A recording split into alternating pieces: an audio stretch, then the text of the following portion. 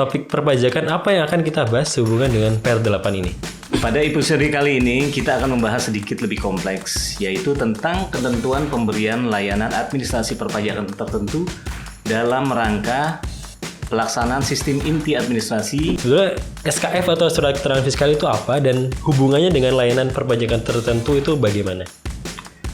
Surat keterangan fiskal atau SKF adalah informasi yang diberikan oleh Direktorat Jenderal Pajak mengenai kepatuhan wajib pajak selama periode tertentu untuk memenuhi persyaratan memperoleh pelayanan atau dalam rangka pelaksanaan kegiatan tertentu. Di garis bawahi ada 11 permohonan layanan administrasi perpajakan tertentu yang wajib pajak harus penuhi persyaratannya sebagai dimaksud dalam pasal 4 PR8 2025. Bagaimana Mas Rio kalau wajib pajak tidak memenuhi persyaratan tersebut? Permohonan yang dapat masuk melalui korteks yang diajukan oleh wajib pajak ataupun wajib pajak datang secara langsung ke KPP. Apabila terkait dengan SKF ini tidak terpenuhi, maka permohonannya akan ditolak. Namun wajib pajak masih memiliki hak untuk mengajukan kembali dengan melengkapi persyaratan SKF. Oke, jadi untuk persyaratan tersebut apabila sudah terpenuhi, maka wajib pajak dapat membuat bukti surat keterangan fiskal gitu ya di konteksnya. Untuk SKF ini sendiri apakah ada jangka waktunya, Mas Yasir dan Mas Rio? Ada, Mas Radit. Surat keterangan fiskal yang diterbitkan berlaku untuk jangka waktu 1 bulan. Jadi persyaratan itu tercantum di dalam surat keterangan fiskal. Jadi wajib pajak apabila ingin mengajukan harus memenuhi 4 persyaratan tersebut. Jadi tanpa 4 persyaratan tersebut wajib pajak tidak dapat diberikan bukti SKF, surat keterangan fiskal.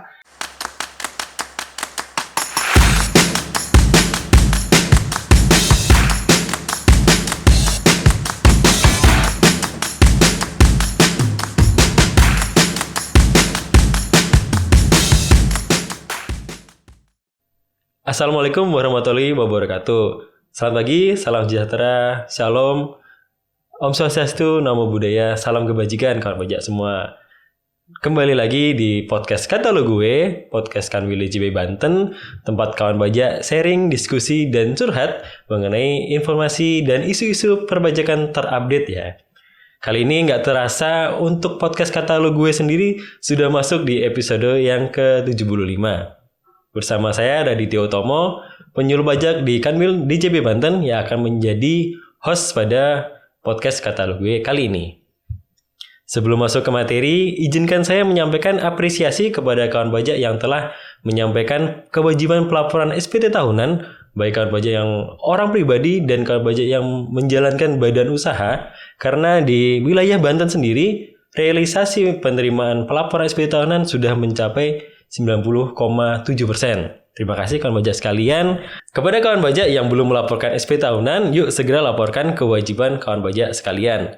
Karena caranya masih sama nih, masih sama dengan tahun-tahun kemarin menggunakan DJP online ya. Jadi platformnya masih sama, tata caranya juga masih sama, username dan password masih yang kemarin belum menggunakan Cortex. Kalau kawan pajak ada kendala seperti lupa password, tata caranya juga masih sama, masih menggunakan Evin ya kawan pajak sekalian. Seperti yang kawan pajak ketahui, pada 24 Mei kemarin, DJP telah menerbitkan Peraturan Direktur Jenderal Pajak Nomor 8 Tahun 2025 tentang ketentuan pemberian layanan administrasi perpajakan tertentu dalam rangka pelaksanaan sistem inti administrasi perpajakan. Ya, ketentuan ini merupakan turunan dari Peraturan Menteri Keuangan atau PMK Nomor 81 Tahun 2024 tentang ketentuan perpajakan dalam rangka pelaksanaan sistem inti administrasi perpajakan.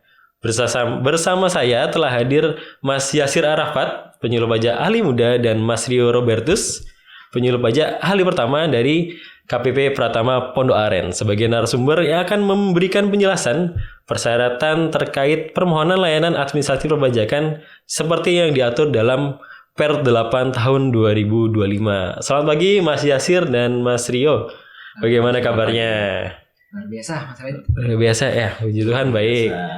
Selamat datang di Kanwil Banten di Kota Serang. Bagaimana perjalanan dari Pondok Aren, dari Bintaro ke sini? Lancar tadi Pak? Alhamdulillah lancar ya. Lancar ya, nggak ada macet ya. Mungkin karena kita tadi langsung lewat tol dan bayar tol, Bayar tol. gitu ya. Jadi cepat gitu. Jalan lancar karena tol juga dibuat dari uang pajak. Iya, betul. Betul. Oke, kita masuk ke materi ya. Begitu langsung masuk ke materi. Untuk Mas Yasir dan Mas Rio, topik perpajakan apa yang akan kita bahas hubungan dengan Per 8 ini? Assalamualaikum warahmatullahi wabarakatuh. Terima kasih Mas Radit.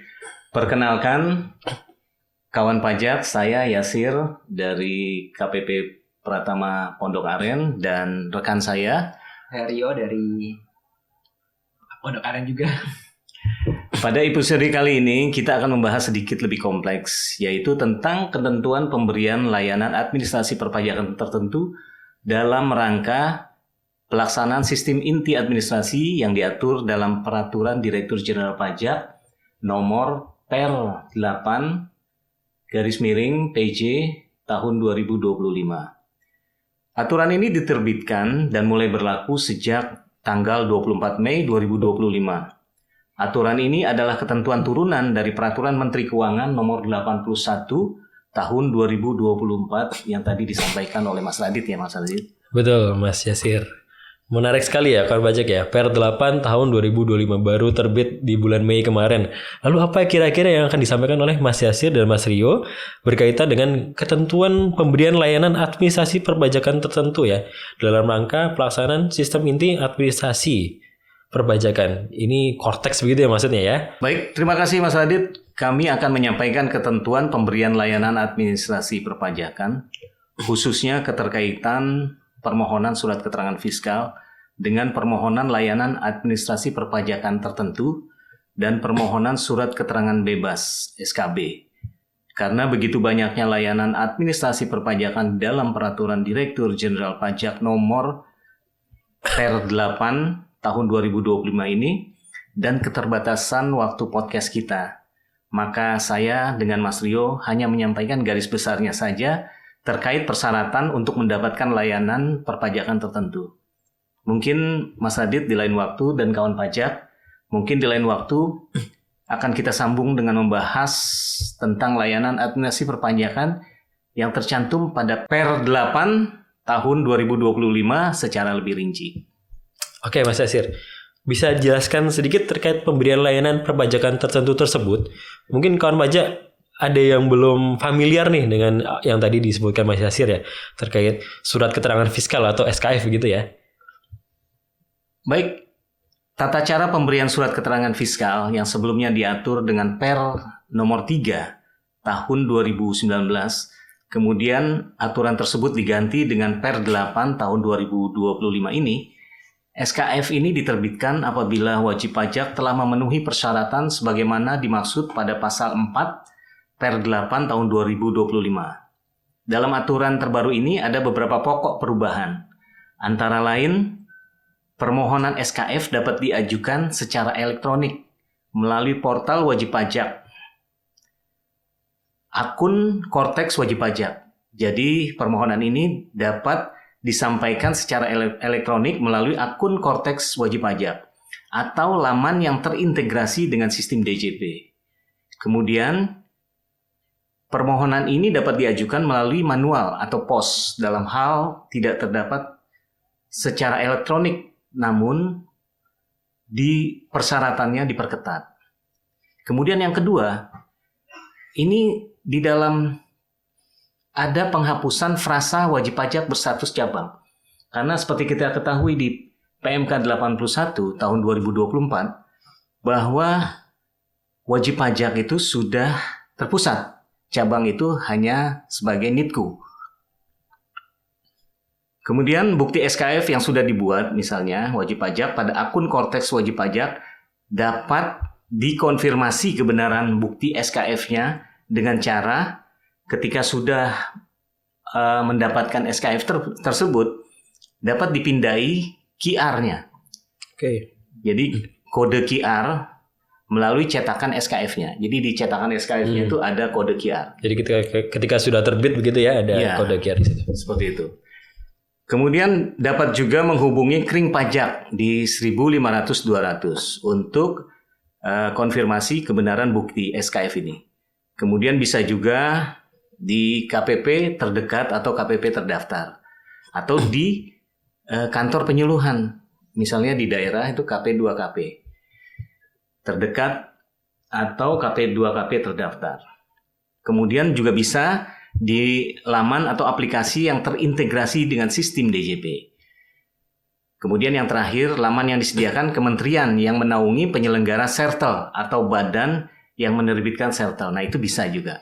Oke, itu tadi ya Mas Yasir. Iya. Ada pokok-pokok perubahan nih kawan pajak yang tadinya diatur di Per 3 tahun 2019. Sekarang SKF ini diubah dengan Per 8 tahun 2025. Tata cara permohonannya dan bagaimana mengkonfirmasi kebenaran bukti SKF-nya itu sudah diatur secara detail di Per 8 seperti itu.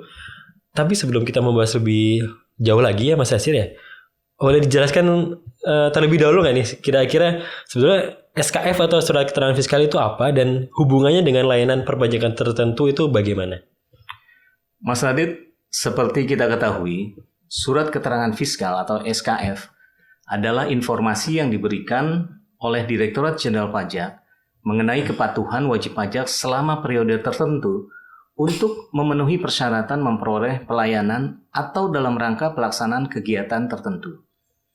Wajib pajak yang memerlukan bukti surat keterangan fiskal atau SKF untuk mendapatkan pelayanan administrasi perpajakan tertentu dan atau pelaksanaan kegiatan tertentu dari kementerian, lembaga, atau pihak lain dapat memperoleh bukti SKF dengan mengajukan permohonan kepada Direktur Jenderal Pajak. Jadi, salah satu contohnya begini Mas Radit. Misalnya, WP ingin mengajukan diri sebagai atau mencalonkan diri sebagai kepala daerah atau anggota dewan. Nah, itu sebelumnya wajib pajak tersebut harus mengajukan permohonan bukti SKF.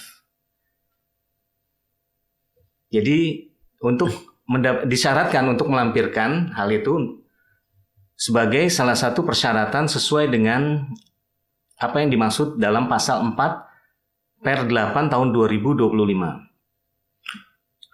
Baik Mas Yasir, jadi SKF itu ya kan pajak ya kalau saya boleh nangkep sedikit itu jadi Direktur Jenderal Pajak atau DJP ini mengkonfirmasi kepatuhan wajib pajak begitu ya selama periode tertentu yang nantinya akan bisa digunakan oleh kawan pajak atau mereka yang mengajukan untuk memenuhi persyaratan memperoleh pelayanan atau dalam rangka pelaksanaan kegiatan tertentu begitu. Lalu syarat-syarat apa saja yang diperlukan oleh kawan pajak atau wajib pajak nih Mas Yasir untuk mendapatkan surat keterangan fiskal? Jadi persyaratan-persyaratan itu bila sudah dipenuhi, maka wajib pajak dapat membuat sendiri di korteksnya bukti surat keterangan fiskal. Jadi ada di sini Mas Radit ada 3 persyaratan yang harus dipenuhi oleh wajib pajak. Yaitu yang pertama, telah menyampaikan surat pemberitahuan tahunan pajak penghasilan atau SPT PPh-nya untuk 2 tahun terakhir. Kemudian yang kedua, surat pemberitahuan masa pajak pertambahan nilai untuk 3 masa terakhir. Ya, ini terkait dengan wajib pajak yang sudah dikukuhkan sebagai pengusaha kena pajak (PKP). Ya, ini tentunya sudah menjadi kewajiban wajib pajak sesuai dengan ketentuan peraturan perundang-undangan di bidang perpajakan. Kemudian yang kedua, wajib pajak tax clearance, tidak mempunyai utang pajak atau mempunyai utang pajak, namun atas keseluruhan utang pajak tersebut telah mendapatkan izin untuk menunda atau mengangsur pembayaran pajak sebagaimana diatur pada pasal 9 ayat 4 Undang-Undang Ketentuan Umum dan Tata Cara Perpajakan. Kemudian yang terakhir, yang ketiga, tidak sedang dalam proses penanganan tindak pidana di bidang perpajakan. Jadi maksudnya begini, Mas Radit, kawan pajak, layanan perpajakan adalah hak setiap wajib pajak. Namun di samping hak untuk mendapatkan layanan administrasi perpajakan tertentu, wajib pajak juga mempunyai kewajiban perpajakan yang harus dipenuhi. Salah satunya seperti yang tadi saya sampaikan, melaporkan SPT tahunan PPh-nya 2 tahun terakhir, kemudian menyampaikan SPT masa PPN 3 masa terakhir bagi wajib pajak yang sudah dikukuhkan sebagai PKP, dan tidak mempunyai hutang pajak dan juga tidak sedang diproses dalam penanganan tindak pidana di bidang perpajakan. Oke, Mas Yasir, itu tadi ya ada beberapa persyaratan yang harus dilengkapi terlebih dahulu oleh wajib pajak gitu ya. Kemudian layanan administrasi perpajakan apa saja yang mensyaratkan harus melampirkan atau membuat bukti surat keterangan fiskal atau SKF ini, Mas Yasir? Jadi Mas Radit, kawan pajak, wajib pajak untuk mendapatkan layanan administrasi perpajakan tertentu tidak harus memiliki bukti SKF. Asalkan wajib pajak memenuhi syarat sebagaimana dimaksud pada pasal 4 Peraturan Direktur Jenderal Pajak nomor 8 tahun 2025, yaitu yang tadi saya sampaikan, menyampaikan SPT PPh 2 tahun terakhir, kemudian menyampaikan SPT masa PPN 3 masa terakhir, kemudian selanjutnya tax clearance, tidak mempunyai utang pajak, atau bila memiliki utang pajak, namun atas keseluruhan utang pajak tersebut telah mendapatkan izin untuk menunda atau mengangsur pembayaran pajak. Dan yang ketiga, yang terakhir, tidak sedang dalam proses penanganan tindak pidana di bidang perpajakan. Jadi apa saja layanan administrasi perpajakan tersebut, Mas Adit? Nah, di sini rekan saya, Mas Rio, yang akan menyampaikan layanan apa saja yang dipersyaratkan di dalam Per 8 tahun 2025 itu. Silakan Mas Rio. Baik, Waktu dan tempat kami persilahkan. Ya, terima kasih. Mas Rio. Ya, jadi Mas Adit, kawan pajak, di Per 8 2025 ini pada dasarnya di pasal 2 disebutkan ada 13 layanan administrasi perpajakan tertentu yang pada dasar bisa diajukan di Kortex. Nah, yang pertama tadi sudah dijelaskan oleh Mas Yasir, yaitu surat keterangan fiskal. Kemudian dari yang nomor 2 dan nomor 3 ini sebenarnya terkait dengan pembukuan, yaitu perubahan metode pembukuan dan tahun buku. Kemudian terkait dengan penggunaan, yaitu izin penggunaan pembukuan menggunakan bahasa Inggris atau bahasa Inggris dan mata uang dolar. Dan selanjutnya di permohonan yang dapat diajukan yang keempat dan yang kelima terkait dengan penggunaan nilai buku dan revaluasi aset. Pada Per 8 2025 ini juga mengatur surat keterangan bebas. Nah, ada 4 surat keterangan bebas yang dapat diajukan sesuai dengan Per 8 ini, yaitu yang pertama sehubungan dengan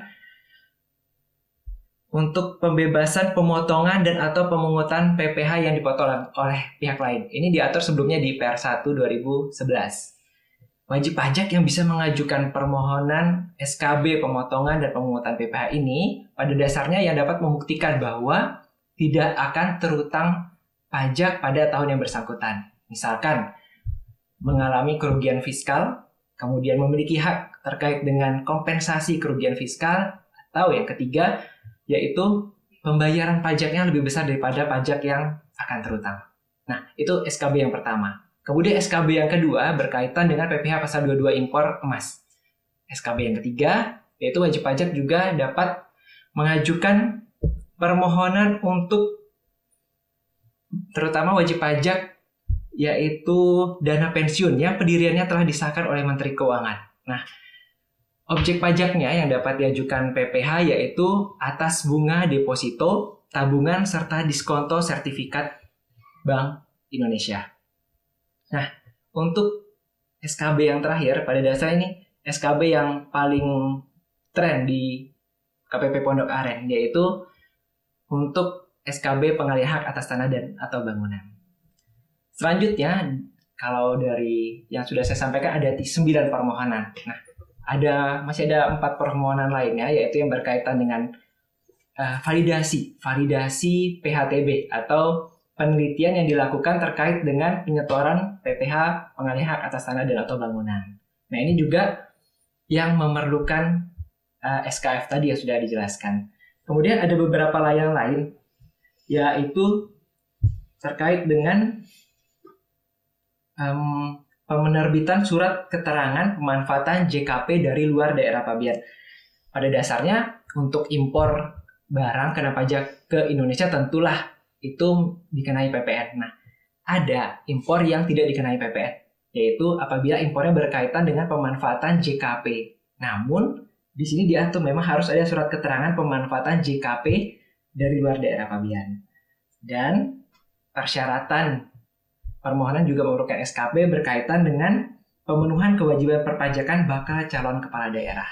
Jadi kalau di total ada 11 Mas Radit yang memerlukan SKF yang diatur di Per 8 ini. Gitu. Baik. Jadi begitu ya kawan pajak dan Mas Rio ya. Saya garis bawahi ada 11 layanan atau permohonan layanan administrasi perpajakan tertentu yang wajib pajak harus penuhi persyaratannya sebagai dimaksud dalam pasal 4 Per 8 2025. Begitu ya Mas Yasir ya. Oke. Kemudian selanjutnya bagaimana Mas Rio kalau wajib pajak tidak memenuhi persyaratan tersebut? Nah, pada dasarnya persyaratan ini akan permohonan yang masuk ke KPP Pondok Aren, ke KPP itu kan dapat masuk melalui korteks yang diajukan oleh wajib pajak ataupun wajib pajak datang secara langsung ke KPP. Permohonan akan diproses dan diteliti oleh penyuluh yang ada di KPP. Nah, apabila terkait dengan SKF ini tidak terpenuhi, maka permohonannya akan ditolak. Namun wajib pajak masih memiliki hak untuk mengajukan kembali dengan melengkapi persyaratan SKF tersebut. Oke, jadi kesimpulannya hak wajib pajak yaitu mendapatkan layanan administrasi perpajakan tertentu ini tidak dapat diberikan ya sebelum kewajiban perpajakannya dipenuhi. Begitu ya Mas Yasir dan Mas Rio? Iya, betul. Jadi yang penting wajib pajak memiliki hak untuk mengajukan permohonan lagi dengan melengkapi SKF dan mengingatkan kembali terkait persyaratan yang tadi pun sudah dijelaskan disampaikan oleh Pak Yasir, yaitu jangan lupa untuk penyampaian SPT tahunan PPH untuk 2 tahun terakhir. Apabila wajib pajak sudah dikuas sebagai PKP, maka kewajiban SPT masa PPN-nya untuk 3 masa terakhir juga harus telah disampaikan. Dan terkait dengan pengecekan utang pajak, apabila memang ada utang pajak, silakan diselesaikan terlebih dahulu. Serta persyaratan yang terakhir yaitu dalam hal untuk mengecek bahwa wajib pajak tidak dalam tindak pidana perpajakan. Itu Mas Radit. Oke, jadi untuk persyaratan tersebut apabila sudah terpenuhi, maka wajib pajak dapat membuat bukti surat keterangan fiskal gitu ya di konteksnya. Untuk SKF ini sendiri apakah ada jangka waktunya Mas Yasir dan Mas Rio? Ada Mas Radit. Pada pasal 6 ayat 1 di Peraturan Direktur Jenderal Pajak nomor 8 ini itu mengatur bahwa surat keterangan fiskal yang diterbitkan berlaku untuk jangka waktu 1 bulan. Jadi persyaratan itu tercantum di dalam surat keterangan fiskal. Jadi persyaratan penyampaian SPT PPH 2 tahun terakhir, penyampaian SPT masa PPN 3 masa terakhir, dan hutang pajaknya telah diselesaikan dan tidak dalam penanganan tindak pidana di bidang perpajakan. Nah, itu masuk di dalam SKF. Jadi wajib pajak apabila ingin mengajukan harus memenuhi 4 persyaratan tersebut. Jadi tanpa 4 persyaratan tersebut, wajib pajak tidak dapat diberikan bukti SKF, surat keterangan fiskal. Kemudian juga wajib pajak tentunya ketika menyampaikan permohonan yang termasuk di dalam Per 8 itu, yang ada 11 permohonan itu tentunya sementara ditolak karena tidak memenuhi persyaratan sebagaimana dimaksud pada pasal 4-nya. Jadi ini Mas Radit, pada Per 8 ini pada pasal 6 ayat 2 itu mengatur bahwa surat keterangan fiskal yang diperoleh oleh wajib pajak, jadi wajib pajak sudah mendapatkan surat SKF nih, jadi sudah berhak untuk mengajukan mendapatkan layanan administrasi perpajakan tertentu. Namun Wajib pajak tidak menghilangkan kewenangan Direktur Jenderal Pajak untuk menetapkan besarnya pajak terhutang apabila nanti timbul. Kemudian Direktur Jenderal Pajak juga berhak melakukan penagihan utang pajak dan atau dapat mengenakan sanksi pidana sesuai dengan ketentuan peraturan perundang-undangan di bidang perpajakan. Jadi tidak menghalangi Direktur Jenderal Pajak untuk melaksanakan ketentuan tersebut sesuai dengan peraturan perundang-undangan di bidang perpajakan. Demikian Mas Radit. Baik, begitu ya. Jadi kawan pajak untuk surat keterangan fiskal atau SKF itu sendiri berlaku 1 bulan sejak diterbitkan ya. Dan ketika kawan pajak mengajukan melalui Cortex itu akan langsung terbit ya apabila mereka sudah memenuhi ketentuan yang tadi. Jadi salah satu kesimpulannya, misalnya contohnya Mas Radit mengajukan salah satu permohonan, misalnya PHTB waris. Betul. Jadi untuk surat keterangan bebas karena waris. Nah itu Mas Radit harus memenuhi 4 persyaratan sebagaimana dimaksud pada pasal 4 di Per 8 itu. Jadi Mas Radit harus menyampaikan SPT masa PPH 2 tahun terakhir. Tapi kan kalau orang pribadi misalnya itu kan SPT masa PPN-nya kan nggak wajib ya karena belum PKP. Nah untuk utang pajaknya nanti kita cek. Kalau ada, Mas Radit harus menyelesaikan dahulu. Dan ada tidaknya diproses atau tindak pidana di bidang perpajakan. Kalau itu clearance, Mas Radit tentunya dilayani administrasi perpajakan tertentu tersebut. Jadi itu tadi ya kawan pajak terkait apa saja layanan administrasi perpajakan tertentu yang dapat kawan pajak ajukan permohonannya melalui Cortex. Untuk memudahkan, saya sarankan kawan pajak silakan ajukan secara online ya. Dan pastikan kalian sudah memenuhi persyaratan yang diminta. Seperti tadi ada pelaporan SPT tahunan 2 tahun terakhir, pelaporan SPT masa PPN 3 masa pajak terakhir, tidak memiliki utang pajak, dan tidak sedang dalam proses penanganan tindak pidana di bidang perpajakan. Karena selain untuk pemenuhan persyaratan, kalau kawan pajak tertib ini akan memudahkan administrasi kewajiban perpajakan kawan pajak lainnya. Mungkin dari Mas Yasir dan Mas Rio ada penutup atau closing statement? Ya, terima kasih Mas Radit. Mungkin kawan pajak yang bisa kami sampaikan, saran kami, kawan pajak ketika akan mengajukan permohonan layanan administrasi perpajakan tertentu tersebut, agar melengkapi dulu persyaratan-persyaratan yang ditentukan di dalam Per 8 tahun 2025 di pasal 4. Lebih lancarnya permohonan tersebut sebaiknya kami sarankan dipenuhi dulu persyaratan-persyaratan tersebut, yaitu yang tadi kita sampaikan, SPT. Penyampaian SPT 2 tahun terakhir, SPT PPH tahunan 2 tahun terakhir, kemudian SPT masa PPN 3 masa terakhir, kemudian hutang pajaknya lunas, tax clearance, atau sudah mendapatkan izin mengangsur atau menunda dari Direktorat Jenderal Pajak atau dalam hal ini KPP terdaftar, kemudian juga tidak dalam proses penyidikan ya, tindak pidana di bidang perpajakan. Demikian. Baik, terima kasih. Mas Rio mungkin? Sudah cukup? Sudah cukup. Terima kasih Mas Yasir dan Mas Rio. Sampailah kita di ujung acara podcast Katalog Gue. Terima kasih untuk kawan pajak yang sudah menyimak. Semoga bermanfaat dan dapat mencerahkan bagi kawan pajak semua. Tidak lupa untuk update perpajakan lainnya, kawan pajak dapat follow IG dan Twitter @pajakDJB Banten dan YouTube Kanwil DJB Banten tentunya. Akhir kata, wassalamualaikum warahmatullahi wabarakatuh. Sampai jumpa kembali di podcast selanjutnya. Bye.